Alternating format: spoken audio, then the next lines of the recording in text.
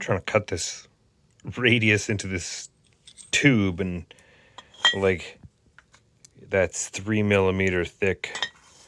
And I had my first milling, like pretty close to accident, cutting it. And this is, yeah, it was on the turntable and like on the rotary table, and you know, it was going well, just taking super light cuts. And then I went down. I'm like, oh yeah, I can do that.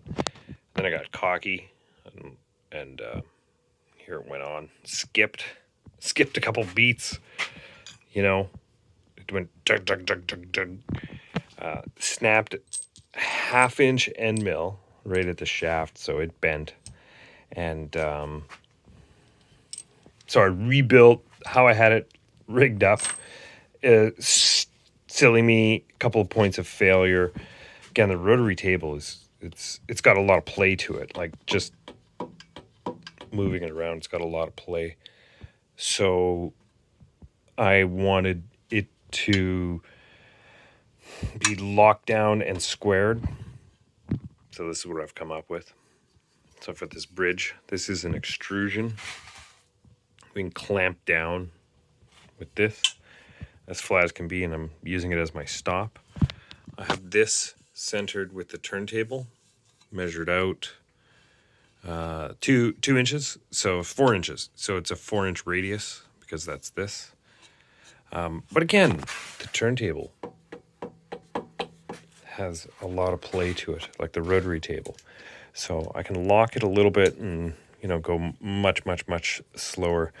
So again, the fastest way to remove metal, bandsaw, right? Get the bandsaw up and running. So I cut off a few pieces. So I'm going to try to build, 2 legs. All I need is 2 legs, of course, right? And then, but I might have to make this might be my setup piece, but it gives you an idea of the scale of the leg. And it's pretty big. But to do this radius, I'm going to come in. I'm going to try to cut off as much as I can with the bandsaw. Mark this out with some kind of, I'll pre-mark this, pre-mark all these, remove as much as I can with the bandsaw, do a couple passes if I can. And then what I did was I drilled, right, because here all this is going to get milled away. Drilled here. I sawed in with the bandsaw and then came this way and sawed out. Because it's a lot of material. Like, this stuff is really quite, like, it's thick. So, temporarily, I broke a head of a screw, of course, because I got rambunctious. Rammed it in there. Drilled these, but not big enough. So it is one piece. So there's no clamping force here. So maybe I should add a clamp here just to make sure that they stay together as one piece.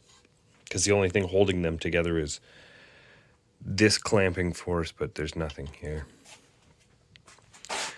I also upped my ante. So this is 1 1/8. And I got to look up feeds and speeds to do this. I think it's going to be much, much faster because it's 2 flute. So I got to get my RPM gauge and do that up and do more math so I don't break off another end mill. Holy jeez. This was scary. So it snapped off and it went that way. Thank goodness. And lucky me. Super duper lucky me.